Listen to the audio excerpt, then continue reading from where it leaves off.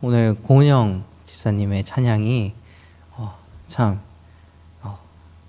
그 어느 때보다 제 마음을 크게 울렸던 것 같습니다. 제가 굉장히 평소에 즐겨 듣고 좋아하던 찬양이었는데요. 평소에 들을 때와는 다른 또 색다른 또 은혜가 저에게 찾아왔습니다. 다행히도 이 화면에 제 얼굴이 잡히지 않아서 얼마나 다행이었는지 제가 이제 눈물이 보이던 그 모습이 들키지 않아서 참 다행이라고는 생각이 들었습니다. 여러분, 우리가 살아가는 이 모든 순간순간, 우리가 지금 나와 있는 이 순간도, 그리고 이 예배가 끝나고 돌아가는 그 모든 발걸음들도요, 사실은 주님의 은혜가 아니면 우리는 할 수 없는 것들입니다. 우리가 당연하게 걷고 당연하게 먹고 당연하게 숨을 쉬는 그 모든 것들이 사실은 하나님의 은혜임에도 우리는 그 은혜를 잊어버리고 그것이 마치 내 것인 것처럼 행동할 때가 참 많은 것 같습니다. 이 시간 오늘 예배를 통하여서 우리 모든 예배를 드리는 성도님들이 그 모든 것이 하나님의 은혜입니다 라고 고백하며 살아갈 수 있는 그런 그리스도인들이 될 수 있기를 주님의 이름으로 축복합니다. 제가 유튜브를 보다가요, 아주 재미난 영상을 하나 보게 되었습니다. 어떤 영상이었냐면요, 이제 남녀 몇 명의 참가자들을 두고서 이제 질문 형식으로 이제 진행이 되면서 젊은이들의 관점을 조금 생각해 보는 그런 내용의 영상이었습니다. 주제가 무엇이었냐면요, 썸에 관한 것이었습니다. 이 썸이란 것이 무엇이냐면요, 남녀가 서로 이제 감정이 생기고 호감이 생겨서 이제 만나게 되죠. 사귀게 됩니다. 그 사귀기 전에 서로 이 사람이 어떤 사람인지, 이 사람이 정말 나에게 호감이 있는지, 우리가 서로 만나면 잘 만날 수 있을까? 이렇게 서로 알아가는 시기를 요즘 젊은이들이 썸이라고 이야기를 합니다. 그 과정에서 정말 이 사람이 나에게 관심이 있는가? 정말 이 사람이 나를 좋아하고 있는가? 이것을 어떻게 알 수 있는지를 물어보는 실험이었습니다. 굉장히 다양한 답변들이 있었는데요. 거기 참여한 모든 젊은이들이 공통적으로 이것은 꼭 있어야 이 사람이 나에게 관심이 있구나를 확정하는 아주 큰 그런 증거가 하나가 있는데, 그들이 공통적으로 뽑았던 것이 무엇이냐면요, 바로 연락입니다. 서로 문자를 주고받고 또 시간이 날 때 틈틈이 계속 전화하고, 이런 연락을 통해서 이 사람이 정말 나에게 관심이 있구나, 이 사람이 정말 나를 좋아하고 있구나, 나에게 호감이 있구나, 이런 것들을 알게 된다고 이야기를 합니다. 그리고 두 번째 이야기입니다. 여러분들은 제가 여러분들과 함께 3년이라는 시간을 보내면서 저에 대한 특성을 여러 가지 알고 계실 겁니다. 그러나 저를 처음 보는 사람은요, 제가 어떤 사람인지 전혀 모릅니다. 그 처음 보는 사람에게요, 여러분들이 저를 소개한다고 한번 생각해 봅시다. 처음 보는 사람에게 대뜸 우리 전도사님인데, 우리 전도사님 노래를 되게 잘해, 이렇게 이야기하면 그 사람이 그 말을 믿을 수 있을까요? 그 사람은 전혀 모를 겁니다. 왜냐하면 노래를 잘한다는 것은요, 제가 노래를 하는 것을 듣거나 보거나 했을 때야 정말 저 사람이 노래를 잘하는구나, 이렇게 이해할 수 있기 때문입니다. 이것처럼요, 우리가 무언가를 말하고 무언가 상대방과의 관계에서 무언가를 확정 지을 때는요, 그것을 확정 지을 만한 근거나 증거가 필요합니다. 그런데요, 이것이 우리 그리스도인들에게도 마찬가지입니다. 우리가 하나님의 자녀로 예수를 믿는 사람으로 살아갑니다 라고 이야기를 하고 이제 그렇게 살아갈 때 우리를 바라보는 사람들이 정말 저 사람은 그런 사람이구나 라는 것을 알고 이해할 수 있어야 한다라는 것이죠. 우리 사랑하는 성도님들, 그러한 그리스도인들이 될 수 있기를 주님의 이름으로 축복합니다. 그렇게 내가 살아가는 모습을 통해서 나를 보는 사람들이 저게 예수 믿는 사람이구나. 저게 진짜 예수를 아는 사람이구나. 저게 진짜 그리스도인의 모습이구나. 그런 것들을 몸소 보여줄 수 있는 그런 그리스도인들이 되기를 주님의 이름으로 축복합니다. 그런데 그렇게 살아간다는 것, 그런 그리스도인이 되는 것은요, 너무나도 어려운 것 같습니다.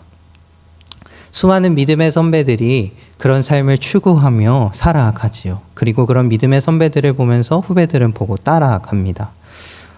그런데 저는 그 어떤 권사님들, 어떤 장로님들도 나는 진짜 그런 그리스도인이야 라고 말하시는 분들을 잘 보지 못했습니다. 때로는 겸손일 수도 있겠고요. 때로는 그것이 교만이라 생각하며 감추시는 경우들도 있었을 것입니다. 그러나 그분들이 정말 그렇게 나는 아직 그런 그리스도인이 아니야 라고 이야기하셨던 것은 정말로 그렇게 생각하셨던 것 같습니다. 아직도 나는 하나님 앞에서 부족한 것만 같은 모습들이 스스로에게 보였기 때문이죠. 아무리 남들이 보기에 저 권사님, 저 장로님 정말 대단한 그리스도인이라고 말할지언정 스스로가 하나님 앞에 나를 세워 보았을 때, 정말 하나님의 기준 앞에 나를 세워 보았을 때는 나는 아직 부족하다라는 것을 스스로 깨닫게 되기 때문입니다. 오늘 사도 바울도요, 갈라디아 교회 교인들에게 그런 권면의 말씀을 하고 있습니다.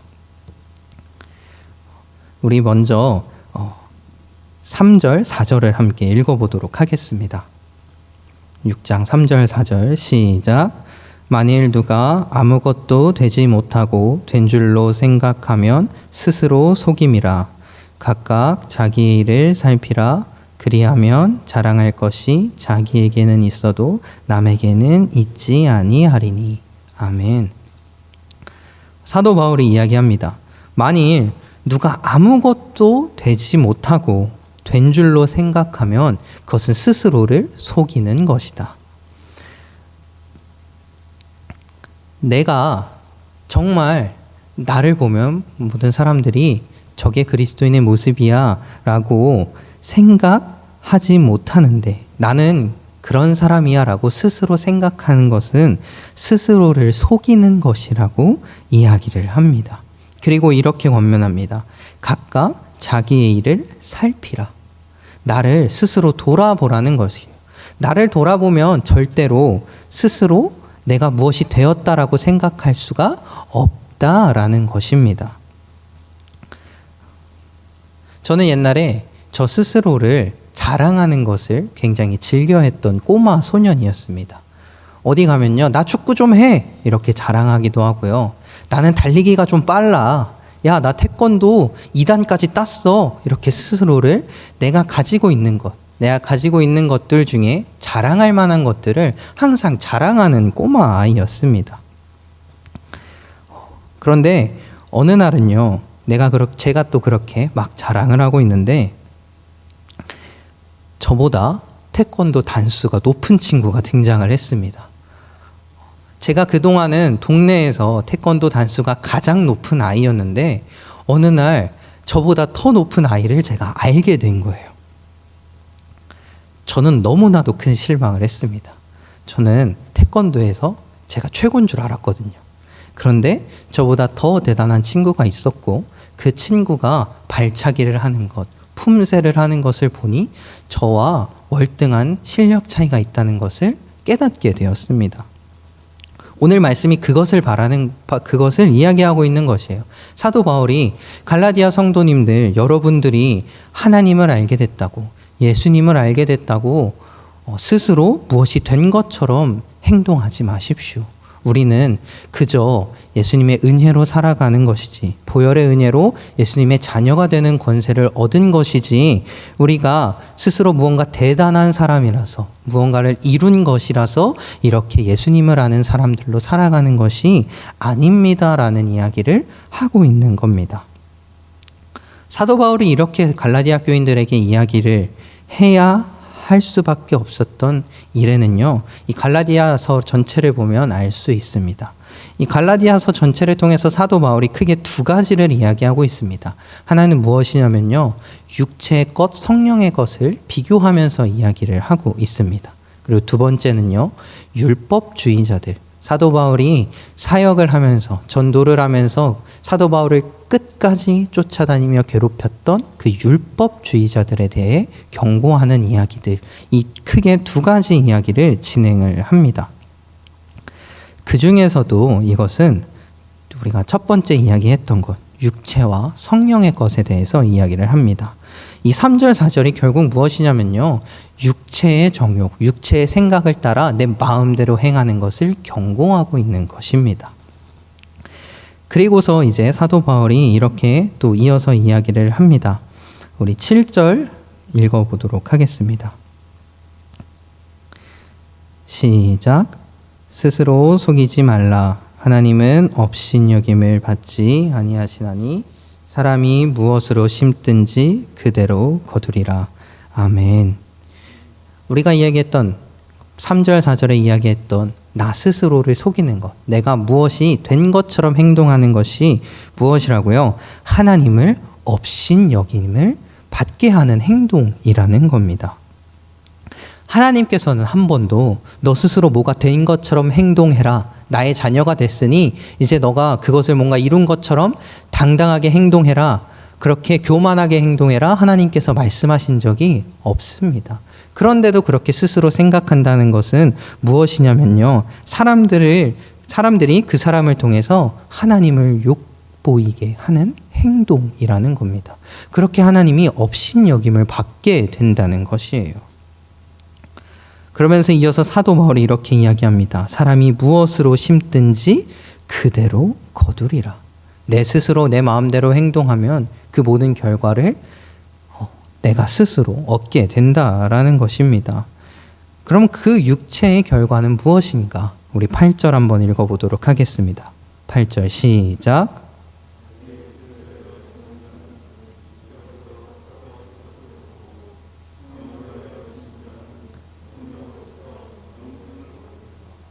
아멘.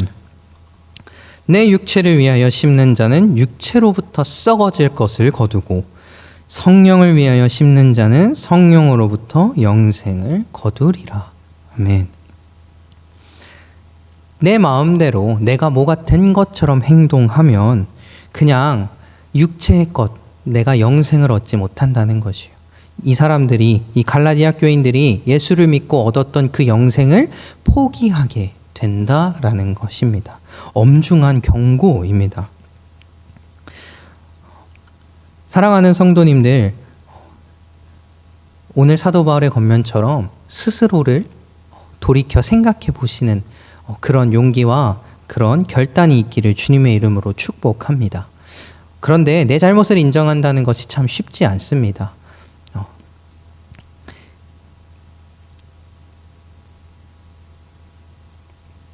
제가 주님을 알기 전에 저는 참 죄가 많은 꼬마 아이였습니다. 꼬마인데도 불구하고요, 참 죄가 많았습니다.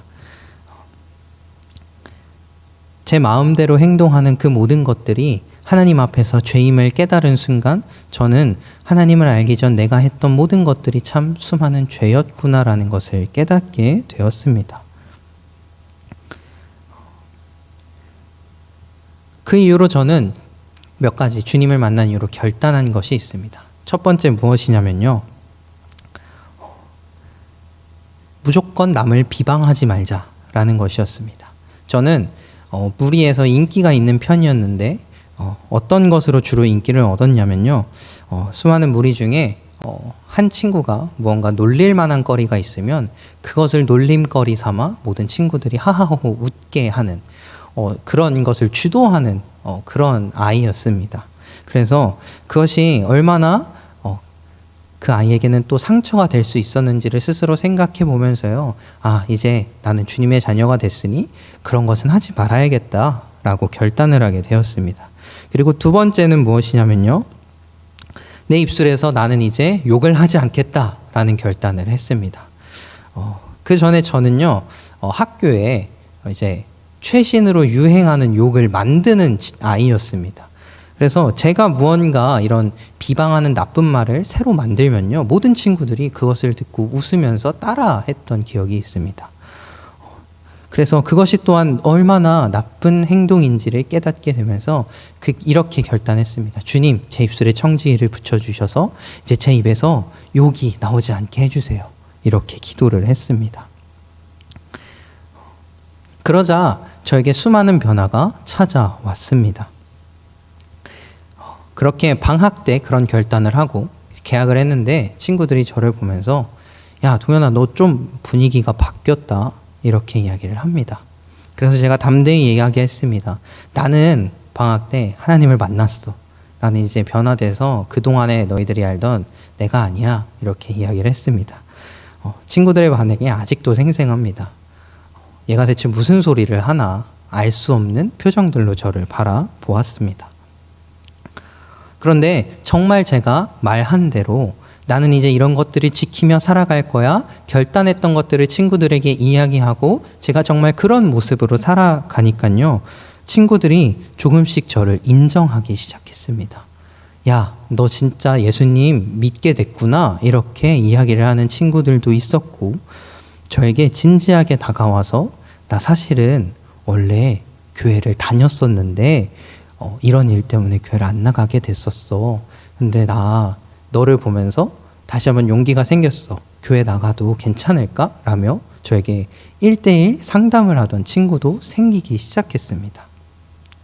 제가 그동안 육체를 위하여 심었을 때에는 그렇게 친구들에게 때로는 저도 놀림을 받고 저도 비방을 받았었던 일이 있었는데, 내가 육체의 것을 심어서 육체의 것을 얻었던 그런 기억들이 이제는 내가 성령을 위해 심었던 그 모든 순간들이 나에게 영생의 삶을, 이 생에서 정말 하나님의 자녀로 살아가는 그 기쁨을 넘치게 하나님이 부어주시더라는 것입니다. 우리 사랑하는 성도님들도 이런 결단과 함께 성령으로 이 세상 가운데를 살아가시길 주님의 이름으로 축복합니다. 그럴 때 우리가 결국에는 하나님 나라의 생명책의 이름이 기록되어서 나중에는 그 모든 복을 하나님 앞에서 받게 될 것입니다. 오늘 사도 바울이 그것을 이야기하고 있는 것이에요. 우리가 이 세상을 살아가면서 우리가 심어야 할 것은 성령을 위하여 심는 것이다. 그러면 성령으로 심는 자들이 어떤 사람들인가? 그 사람들에 대한 증거는 무엇인가? 9절에 이야기합니다. 우리 9절 함께 읽어보도록 하겠습니다. 시작. 우리가 선을 행하되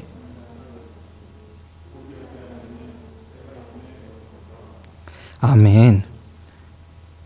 사도 바울이 이야기합니다. 우리가 선을 행하자 이야기합니다. 선을 행하자. 착한 것을 행하자. 쉽게 말하면 그리스도인다운 것을 행하자라는 것입니다. 성령의 열매를 얻은 사람들, 성령을 받은 사람들, 예수를 아는 자들, 하나님을 믿는 자들처럼 행동하자라는 것입니다. 그런데 그 뒤에 특이한 이야기를 덧붙입니다. 낙심하지 말지니 포기하지 아니하면 때가 이름에 거두리라. 아멘. 낙심하지 말고 포기하지 말라라고 이야기를 덧붙입니다. 사도 바울이 우리가 그리스도인처럼 그렇게 선을 행하며 살아가는 것, 그것이 때로는 우리를 낙심하게 하고 때로는 그것을 포기하게 할 만큼 힘들고 어렵다라는 것을 지금 이 시간 이야기하고 있는 것이에요. 우리도 그렇지 않습니까? 정말 하나님의 마음으로 나를 비방하는 사람도 용서하고 나를 힘들게 하는 그 모든 문제들도 이겨내려고 하는 것, 내 혈기대로 그것을 대처하지 않는 것, 그것이 우리가 그리스도인의 삶을 살아가는 것인데, 그것이 얼마나 때로는 우리를 힘겹게 하는 그런 문제가 됩니까? 사도 바울도 알고 있는 것이에요. 정말 하나님을 믿는 사람으로 살아간다는 것이 얼마나 힘들고 어려운지를 알고 있는 것이에요. 사도 바울도 경험하고 있잖아요. 그를 끊임없이 쫓아다니는 율법주의자들, 그가 진짜 사도가 아니라며 그를 괴롭히는 가짜 그리스도인들, 그들과 힘겹게 싸우면서 그렇게 사역을 하고 있는 이 사도 바울이지 않습니까? 그것이 얼마나 힘든지를 너무나도 잘 알고 있는 것이에요. 그럼에도 사도 바울은 권면합니다. 우리가 선을 행하자. 때가 되면, 정말 예수님 앞에 우리가 서는 순간이 되면 우리가 성령으로 심었던 그 모든 것들을 우리가 결국 영생으로서 얻게 될 것이다 이야기하는 겁니다. 우리 사랑하는 성도님들, 하나님의 사람으로 선을 행하는 것, 그렇게 살아가는 것을 낙심하지 말고 포기하지 않기를 주님의 이름으로 축복합니다. 이 모든 이야기, 이 모든 근거들, 그리고 이것들을 증거하여서 사도 바울이 그리고 마지막으로 권면하는 것이 있습니다. 우리 1절 읽어보도록 하겠습니다. 1절 시작.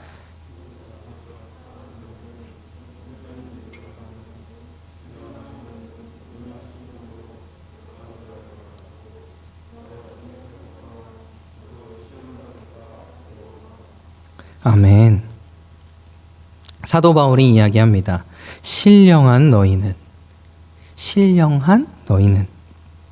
이 밑에서 그렇게 이렇게 하나님의 자녀로 살아가야 합니다. 이렇게 스스로를 돌아보십시오.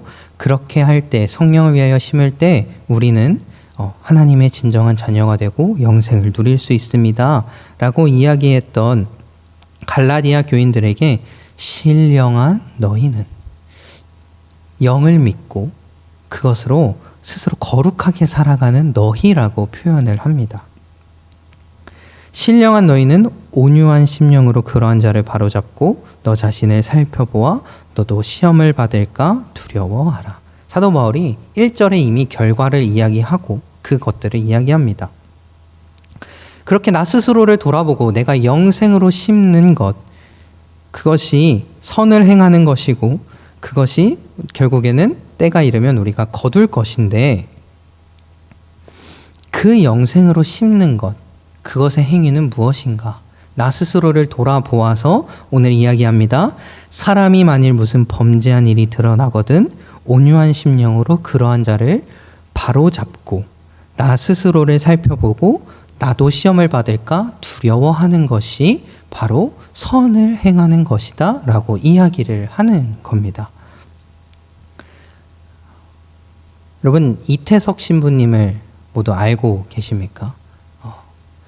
우리 고 이태석 신부님의 남수단 제자인 토마스라는 청년이 지금 한국에서 의과대학을 졸업해서 전공이 1년차 의사를 하고 있다라고 유재석 씨가 진행하는 유키즈라는 프로그램에 나오게 되었습니다. 그러면서요, 이 고 이태석 신부님의 그동안의 행적들과 또 그의 제자들이 지금 어떻게 살아가고 있는지가 방송에 재조명되기 시작했습니다. 이 이태석 신부님의 수단 제자들, 그 중에 약 57명이 의료, 간호, 또 나라의 중직들에 지금 참여하고 있다고 합니다. 이태석 신부님은 여러 가지 직업을 가진 분이었습니다. 의사셨다가 신부님이 되셨고 교육에도 아주 힘을 쏟으셨죠. 이 토마스라는 제자가 방송에 나와서 이태석 신부님을 기억하면서 그분은 참 팔방 미인이셨다 이야기를 하고, 또 그곳에 있는 아주 열악하고 힘든 상황에 놓인 수단 그 사람들을 위해서 자신이 가지고 있는 모든 것들을 통해 자신의 사랑을 전하셨다라고 이야기를 합니다. 그리고 그분은 특별히 그 의사의 모습을 통해서 자신도 의사가 되어서 이태석 신부님처럼 좋은 일을 하는 의사가 되어야겠다고 결단을 하셨다고 합니다. 오늘 사도 바울이 이야기하는 이 신령한 너희, 바로 이태석 신부님의 모습이 아닐까 생각합니다. 그곳 어려운 곳 가운데 가셔서 나 스스로도 계속 돌아보면서 그 수단 사람들을 위해, 그들이 때로는 하나님을 모르고 그것이 옳은 것인지 틀린 것인지 모를 때 그들을 정죄하는 것이 아니라, 그들이 너희가 그건 너의 잘못이야 라고 이야기하는 것이 아니라 그것은 하나님 앞에서 올바른 것이 아니니 우리 이렇게 나아가 보자 라고 권유하면서, 그렇게 권면하면서 그들을 사랑으로 양육했기 때문에 그런 수많은 성령의 열매들이 맺힌 것 아니겠습니까? 사랑하는 성도님들, 사도 바울이 이야기합니다. 무슨 범죄한 일이 드러나거든 신령한 너희는 정죄하라가 아니라 그들을 온유한 심령으로 살피고 그러한 자들을 올바른 길로 갈 수 있도록 도우라라고 이야기를 합니다.